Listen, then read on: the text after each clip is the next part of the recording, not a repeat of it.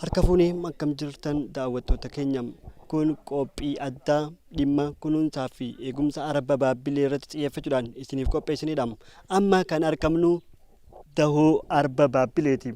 Asiin akkuma argitan seensa dahoo arba baabbileeti. Arbi baabbilee arboota Afrikaa keessaa arba gosa addaa jedhamuudhaan qorannoon irratti gaggeeffamaa jira. Duraan akka himanitti arba 600 ture, amma immoo gara arboota 300 akka argamudha odeeffannoon jiru kan mul'isu. Waggaa tokkichaa kana keessa qofatti arbi 10 akka lubbuun isaa badeedha odeeffannoon ammatti jiru kan mul'isu. Laata hawaasni kunuunsa arbaa kanaaf eegumsa akkam taasisaa jira? Mootummaan xiyyeeffannaa akkam taasisaa jira? Kan waliin hordofnee dhimmoota jiru qaama dhimmi ilaalchisu isa haasofsiifnee isin biraan geenyu ta'a. Hanga dhuma sagantaa keenyaatti nu hordofa.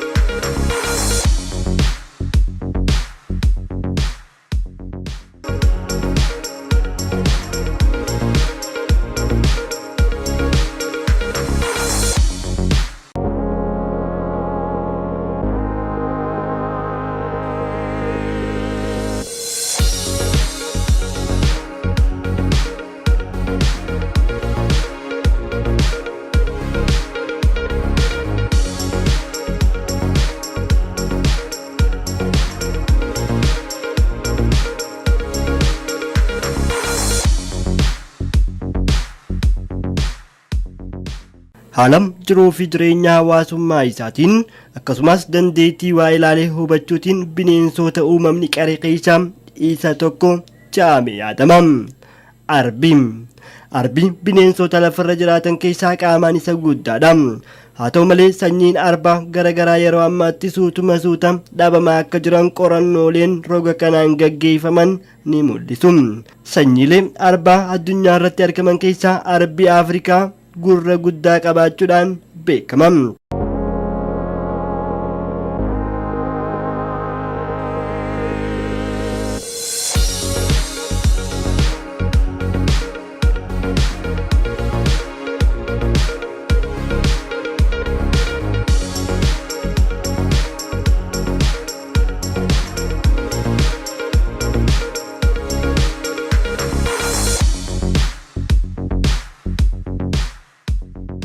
Arboota Afrikaa maqaa gaarii qaban keessaa tokko kan ta'e arbi baabbilee qabeenya turizimii biyyi teenya ni qaba jettee himattu keessaa isa tokko ture.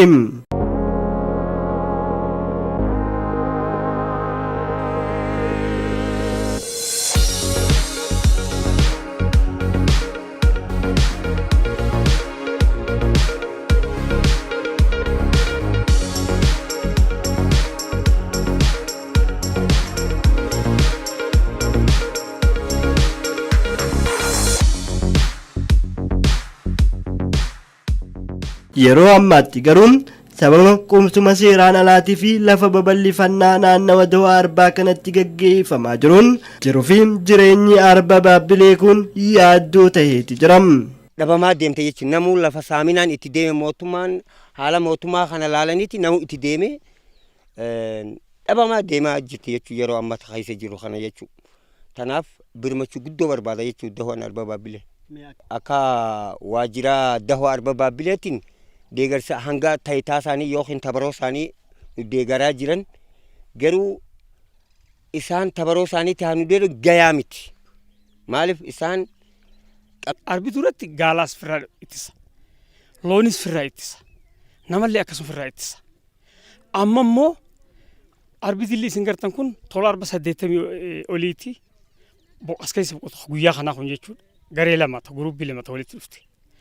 Kanaaf dirqamaatutti dirqee alafatti dhiphatteetu keessa boqochiise malee firraa sababii dhiphina lafaatiin dhiphina rakkoo isarra jirtuutiin jechuu barbaadeeti. Dahoo arba baabila naannoo lama iddoo jirti. Naannoo Somaaleetii fi naannoo Oromiyaa iddoo jirti. Dirqama qaamni lameen kun hawaasa arma keessa jiru. Hawaasa isaanii hawaasni eenyu jala jira bulchiinsa jala jira. Baasuus ni danda'an. Namoonni bifa lamatti jira. Tokko haqonnaatti.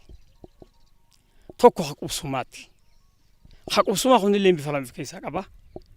Sadeenuu ilaalchi isaaniidha. Namoonni horsiisee bulaadha hagaalaa fi loon tiisu kuni walitti dhihaatan. Maaliif waan muka nyaata waan ta'eef isaan lachuutu. Warri as keessa seenee qubsuma seeraa alaatiin qubate fedhii arbaa tokkoon qabu qubsuma hin barbaachisu.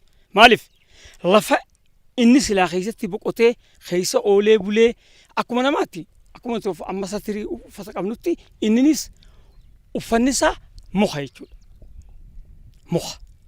Akkuma reefi yookaan nuti qaraxaa yaanu nu jala muka jala miliqaa deemu sanitti dahoodha. Dahoon isaaf iddoo uffataati jechuudha. Qaamni dhufee dahoo arba baabil godina haa taatu aanaa haa taatu sadarkaa federaalaa haa taatu haa dhufnee nuti hin daawwachiisin arba 250 yeroo miidiyaa nuti hin agarsiisin isin jiru nuti.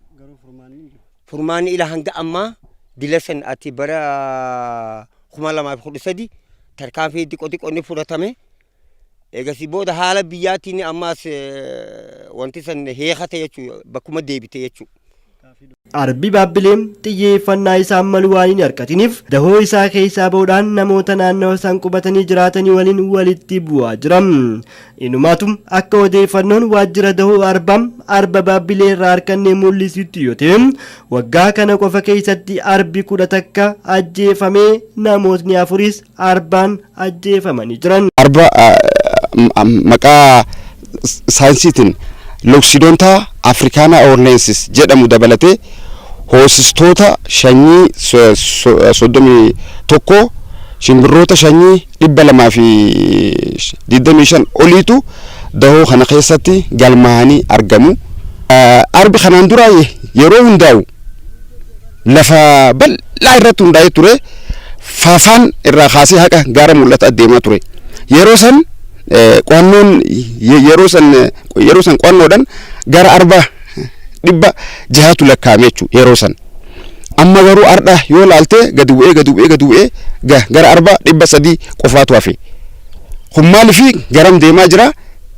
Hir'ataa silaa horuu qaba hir'ataa deemaa jira. Maaliif ajjechaan arbaa ciminaan as keessatti geggeeffamaa jira. Arbi as keessatti bifa lamaan du'a tokko daldala ilkaan arbaatiif lammaffaa wali bu'iinsa hawaasa fi arbaa. Maaliif uummannis keessa qubatee jira? Arbinis duraan lafa isaati nama bu'aa nama ajjeesa. Achirraa kan ka'e namni ni ajjeesa. Waggaa kana qofa gara arba 11tu du'e namaan gara nama 4tu arbaan du'e jechuudha.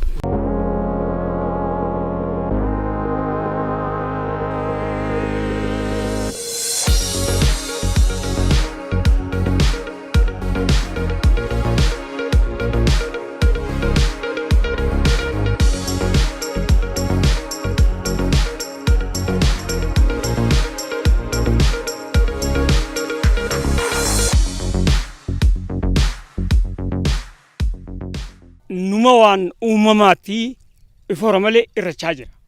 Guyyaa guyyaan arbi du'aa jira. Dhugaa dubbachuudhaaf miidhamaa jira. Ji'a kana keessatti bona kana keessatti hedduu dhume. Osoo nutis asiin jala oriinu haa inni halayyaa tanarraan xaarru haa gaara kanarraan xaarru akkuma jaallatanii gartuun hoggansi keenya guddaallee nu wajjin jira akkuma nu wajji xaaraa deema inni rakkoon wajji qoddachaa waan jiruuf kanaaf sadarkaa keenyatti ol waan ta'eef hanqinoota jiru ulaagaalee jiru guuttachuu hin dandeenye. Mootummaan aanaa haa ta'u godina haa ta'u abbootii gadaa haa ta'u abbootii ugaasota haa ta'u kun hundi tumsa akka waligalaatti mootummaan qindoytee yoo haa itti deemte dahoo arba baabila ammallee ni dhaqabamti jeetiin yaadu. Kana hunda nu guutuu hin dandeenye jechuudha akka waajjiraatti akka dahoo arba baabileetti. Kanaafuu deeggarsa bal'aa silaa barbaanna. Kun qaama mootummaa qaama dhimma kun laalchisu hundi walitti tumsa godhee yoo haa itti deeman ta'e ati arba kun ni dhaqawama jeetiin yaada.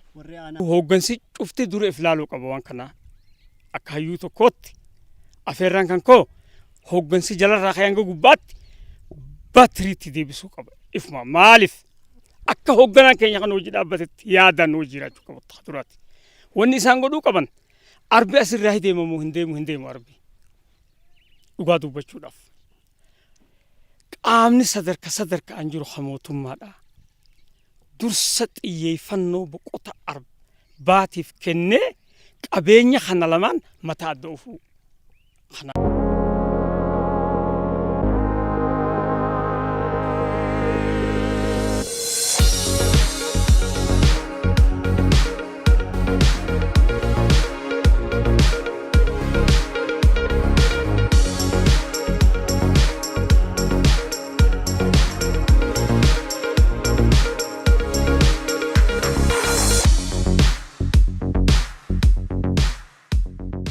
Dawul arba baabileedha naannoo Somaaliitti fi naannoo Oromiyaa jidduutti argamti.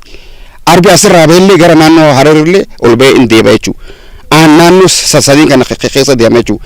Rakkinni guddaan maal uummanni namoota muraasan jaaramanii namoota abbaa gosaa if godhan dameena if godhan ugaas if godhaniin jaaramaniit lafa arbaa keessa qubachaa jiranii.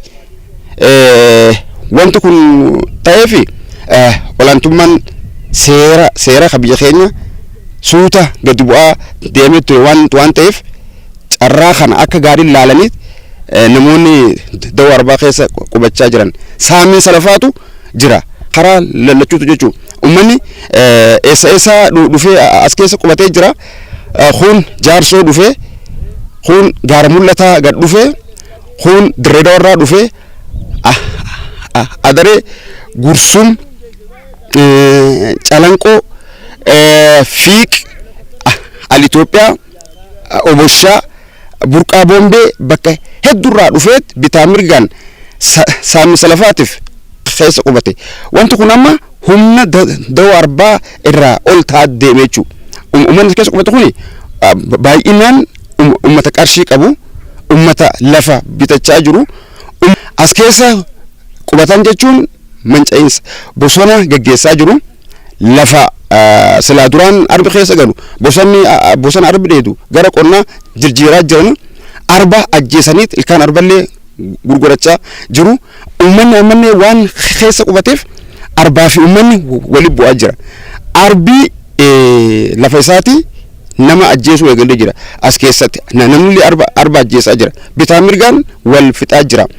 Wanti nuti uummata kana ittisuu jibbaanneef humni keenya fi humni isaanii wal qixan taane. Deeggarsi hooggansaa mootummalleen haqas mara hin jabaanne. Maaliif saamiinsa lafaatu jira.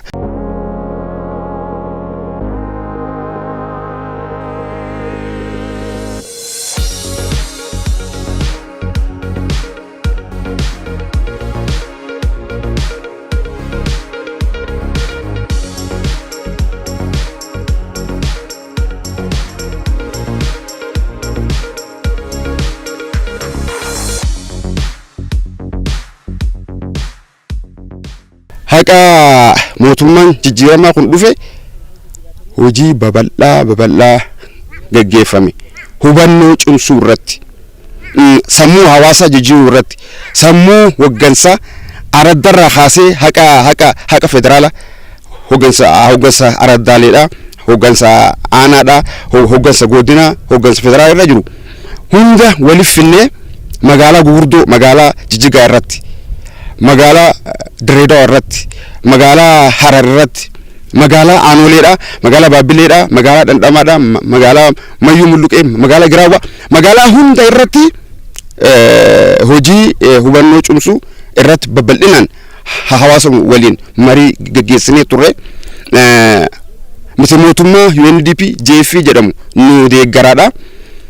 Sammuu hawaasaa cimsuu arbi kun qabeenya biyyaa akka ta'e badaa akka jiru tokko taanee eenyu malee kunuunsu malee arba bicha amuti arba qofa amuti leenci amma as keessaa badaa jira waan uummanni keessa qubateef gadamsi as keessaa lakkoofsi isaa hir'ataa deemaa jira kanaafu fala akka barbaadu hoggansa naannoo Somaaliyaadha Jijjigaa irratti yeroo baay'ee mari'achiifne hoggansa naannoo Oromiyaadha Harar irratti yeroo baay'ee mari'achiifne hoggansa lamaan kanaannolee lamaanii Direedoo irratti yeroo baay'ee waliif finne Jijjigaa irratti yeroo baay'ee waliif finne fala barbaadaa jennee jirra garuu haqas mara lafarratti wanti mul'atu tokko ammallee hin jiru jechuudha.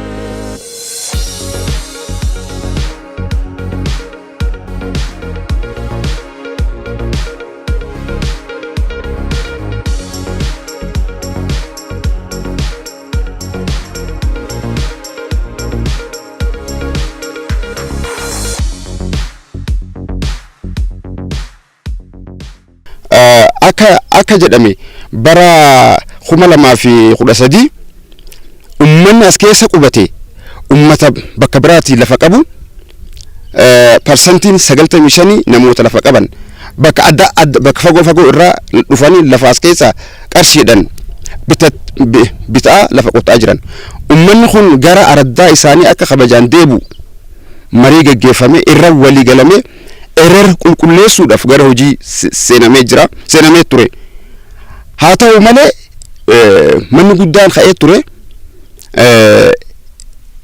milkaa'uu hin dandeenye maaliif qaamoleen dirqamni itti kenname hundi walqixan hojjanne jechuudha hojii boonsaa hojjetan ni jiru kammoo homaa tuttuqanii dhiisan gabaasaaf jedhanii tuttuqanii dhiisan ni jiru sababa kanarraa kan ka'e ummanni achi keessaan baanii deebi'ee ammallee qubatee keessa jiraachaa jira jechuudha. Gaaffii bira hojiin kun hojii kunuunsa arbaati dhaabbileen garaagaraa inni jiran dhufanii akka haala bulchiinsaa jiru jibbanii deemanii odeeffannoon kan dhageenye deeggarsi hin jiru hanga mootummaan quba qabaatu jaanii yuunivarsiitii Haramaayyaatti wajjin dhimma kana irratti maal hojjechaa jirtan deeggarsi dhaabbilee miti mootummaa maal fakkaata? Dhugaadha gara yuunivarsiitii Haramaadhaa yoo kaafne yuunivarsiitii Haramaa qofaa miti Dawaan Arbaa kun carraa bal'aa qaba yuunivarsiitiin Haramaa jira yuunivarsiitiin Direedoo jira yuunivarsiitiin Jijjigaa jira yuunivarsiitiin sadeen kun odoo silaa qindoominaan ta'e karaa isaan fedhaniin odoo silaa nu wajjin dhaabatanii silaa jijjiirama guddaa fiduu hin dandeenye jechuudha maaliif isaan ogumsa bal'aa qabu hayyuu gurguddaa qabu humna qabu qorannoo irratti hundaanii rakkoo lafa tana falli maal ta'uu qaba kaju odoo silaa qo'atanii mootummaa dhiyeessanii qorannoo rakkoo irratti hundaanii odoo dalaganii silaa falli hin dhufa jeeyyaanna. Gaafiin gabaabduun dhufa arbi hangam takkaatu jira mooraa kana keessa amma waggaa kanatti arba meeqaddu? Bareedaadha.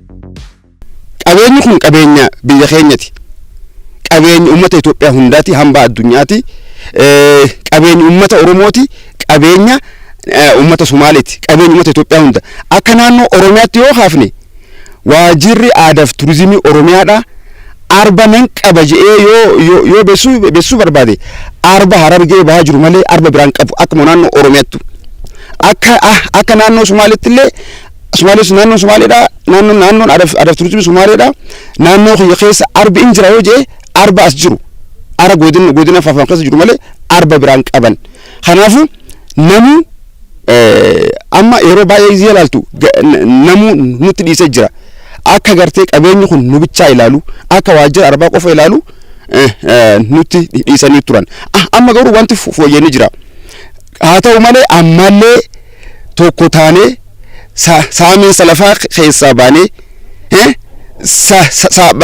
ilaalcha gosaa keessaa baanee qabeenyi kun qabeenya kiyya qabeenya biyya kiyyaati qabeenya nu hundaa jennee wal gargaarree arba kanaa fi bineensota kaan baraaruu qabna.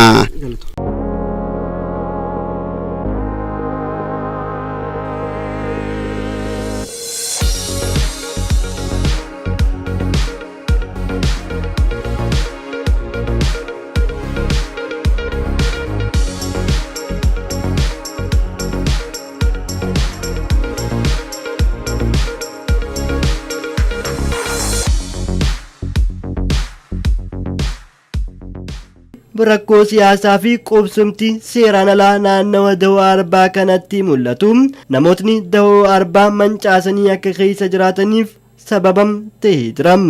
Qabeenya uumamaa akka biyyaatti Itoophiyaan ittiin dhaadattu keessaa tokko kan ta'e arba baabbilee baraaruudhaaf murannoon hooggansaa murteessaadha. Iddoon hawwata naannoo dahoo arbaatii wal qabatee jiru kun akkuma reefu jee ka'umsinii fi rakkoon isaa rakkoo nageenyaatirraa yeroo dheeraadha. Uummanni kun kan achi keessa gubate. Uummata achi keessa gubate kana immoo aanonni naannoo ollaa aanaan baabbilee fadisii fi miidhagaas dabalatee aanaa naannoo Somaaliyaa dandamaas dabalatee qindoominaan uummata san biratti gabbuudhaan mariin qixa sirriitti gaggeeffamee kan ture ta'uu isaati jechaadha. Marii gaggeeffamee ture kanaan uummanni keessattuu aanaa baabbileetii fi miidhagaa fi aanaa fadis keessaa baafamee ture. Namoonni achi keessatti jiraatan kun addaan beekama. Lafaas qabu aanota kanneen keessatti jechaadha. Warri keessatti hafe kan ollaadhaa waan turaniif isaanuu hin baane nuti yoo maaliif baanaa kan jettu kallattisaniini nutiif maaliif ka'umsi dhimma birootiif duubaa qaba ajandaan isaa. Eegaaniif lafti kun kan dahoo arbaa ta'e kan waliinii ta'e qaama tokko dhiisuun kan qaama biroo gochuudhaafi nuti immoo maaliif keessaa baanaa nu hunda maaliif iddoo takkatti hin baane kan jettu akka komiidhaatitti fi akka rakkoo ijoolleetti kaafamaa kan ture ta'uu isaati jechaadha. Sadarkaa federaalaa illee horeen ijaarame hanga jijjigatti qixa sirriitti irratti maratamee bakka pireezidaantiin jiru kallattii kamiin baasuun irra jiraata kan jettu irratti waliif galamee kan jiru ta'uu isaati jechaadha. Dhugaan yeroo sanis mirkanaa'ee fi uummanninis qixa sirriitti jala sararee qabatamaan beeku dhimmichi kun iddoo dahoo arbaa ta'uu isaa qixa sirriitti beeku jechaadha. Dahoo arbaa ta'uu beekuu qofa osoo hin ta'in keessaa bahuufillee manneen jiggatanii haalli ittiin baanis qabatamaan ture jechaadha. Haalotuma ana kaasanii maaliif kan biroof ta'inaaf wantoota akkasii sanirraa kan ka'e iddoo san keessatti deebi'ame malee karaa guutuu ta'een ammas akkuma kanaan dura sanitti uummata san biratti gabbu'amee dursa hubannoon qixa sirriitti qabsiifamee hubannoo sanirraa kaa'amee uummanni akka bahu kallattii tokko yoo nifiifi taasifame iddoo kanarratti haalli mijaa'uun uumamuu kan danda'u ta'uu isaati jechaadha. Kana qofaas osoo nifiif hin ta'in hubannoon eega uumamee qaamonni rakkoo uumuu barbaadanii fi fedhiin biroo duubee jirtu ammoo olaantummaan seeraa mirkanaa'uudhaaf dirqama ta'a jechaadha. Akka hin bannee fi akkasumallee iddoon sun hawwata turiizimii ta'e turiizimii akka harkisuu danda'utti hojiin eegumsaa fi to'annoo hordoffiinsaa akka gaggeeffamuu qabu hojiiwwan garaagaraa hojjetamaa jira. Isa kana hojjechuudhaafis mariin hawaasaa adda addaa abbootii amantaa fi maanguddoota biyyaa fi akkasumallee qooda fudhattoota wajjiniin mariin garaagaraa gaggeeffamaa turee jira. Akkasumas arbi kun kan inni itti argamu naannoo Oromiyaa fi naannoo Somaalee gidduutti akkasuma godina Harargee Bahaa fi godina Faafam gidduutti kan argamu ta'uu isaati. Inni kun akka kunuunfamuu qabu uummanni naannoo lameenii qooda mataa isaanii fudhachuun irra jiraata jedhame waltajjiin adda addaa Jijjigaa fi akkasuma godina keenya keessattis gaggeeffamuudhaan hubannoon wal fakkaataa akka uumamuu qabu hojiin bal'aan hojjetamaa turee jira. Kanaaf nuti egaa akka keenyattis akka godina keenyaatti tokkoffaa uummanni naannoo sana yookiin immoo uummanni dahoo sana keessa qubsumni seeraan alaa akka hin qubanneef babal'ifannaan lafaa gaggeeffamee akka dahoo arbaa kana hin miineef hojiin hawaasa keenyaaf hubannoo kennuun hojiin bal'aan hojjetameera. Kanaanis yoo xiqqaate hawaasni achi keessa jiru iddoo kana firii godhuu akka qabu hojiin hubannoo uumuudha gaggeeffamee hawaasni naannoo sanarraa deemee yookiin immoo naannoo sana gadhiisee iddoo biraa akka qubachuu qabuu fi dhimmi qonna wajjinis wal qabatu naannoo sanatti akka hin qotamne hojiin bal'aan hojjetamaa turee jira. Walumaa galatti naannoo dawoo arbaa kan arbaa qofaaf akka inni ooluu qabuu fi naannoo sana tuttuqqaa adda addaa irraa bilisa gochuun hojii bal'aatu hojjetamee kan jiru ta'uu isaati jechuudha. Kan biraa hojjettoonni dawoo arbaa kunillee hubannoo argatanii dawoo arbaa kana akka isaan kunuunsanii fi arba kana akka isaan kunuunsan gochuun hojjetamaa turee jira. Kan biraan warroottan arba kana miidhuudhaaf namni dhuunfaan namoonni tokko warri gocha seeraan alaa hojjetan ni jiru isaan darbanii jechuudha. Arba kana akka hin ajjeefnee fi hojii biraaf akka isaan hin oolfanne hojiin olaantummaa seeraas hojjetamaa turee jira. Tokkoffaa arba kana akka namni hin ajjeesne hojiin bal'aan hojjetameera. Warra immoo dhimma kana keessatti hirmaatan tarkaanfiin garaagaraa akka itti fudhatamuu fi olaantummaan seeraa akka mirkanaa'uu qabu hojiin bal'aan hojjetamaa kan ture ta'uu isaati jechuudha. Nutis haala qabatamaa keenyaatiin namoota akkasiisanii fi fedhiin biroo duuba jiru irratti shakkii takkaan dhabatti araarama tokko malee tarkaanfii olaantummaa seeraa mirkaneessuudhaan iddoon sana akka kabajamu akka kunuunfamu taasisuudhaaf qophiidha jechaadha. Hawaasni bal'aan ni hubata waan ta'eef kanaan duraas hubachuu biroo dabreeti mana isaa harka isaatiin jiigaa ture. Mana jigee kana achi keessaa ba'aa ture waan ta'eef ammas deebi'aniiti iddoo san keessatti kan qubatame jiru isa kanaas kallattu mataa isaaniin keessatti yeroo ammaa kana rakkoon hin jiru haalli nageenyaa tasgabbaa'ee jira. Hojiiwwan keenya gama hundaan jalqabeessan qindeessuudhaan kan itti fufnu ta'a. Dhimmicha kana irratti ammoo bifa addaatiin keessattuu dhimmi turizimii xiyyeeffannaa addaa kan namuuf irra jiraate jechaadha. Kallattii mootummaan keenya illee kaa'een dhimma xiyyeeffannaan addaa kan nameef jiru waan taateef kana hubannee miira saniin qindoominaan aanota kana wajjiniin hooggansa keenya mari'annee rakkoo kana furuun akka danda'amuu fi uummanni isa kana fudhachuudhaaf qophaa'aa ta'uusaa akka haala mijaa'aa tokkotti itti qabachuun ni danda'ama. Kan kanarraaf immoo olaantummaa seeraa mirkaneessuudhaan kan itti deemamu ta'a jechaadha.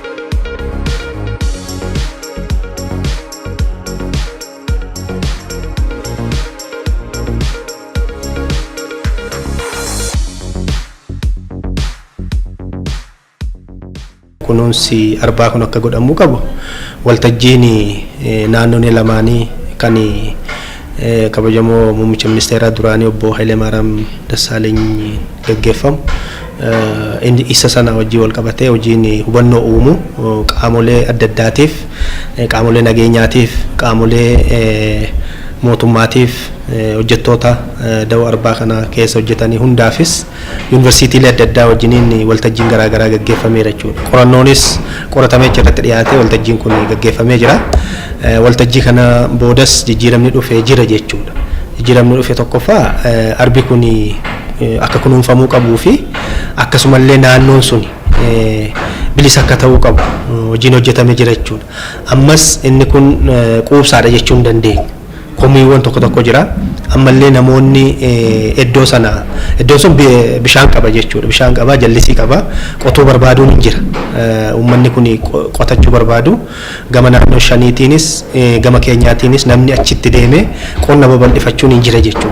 Ammas isa kana yeroodhaa gara yerootti caasaa keenya kan naannoo sana bulchu aanaan Baabbillee fi aanaan Dhandhamaa naannoo Sumaalee keessaati. Isaan kun walitti dhufanii akka isaan mari'atan godhamaa jira.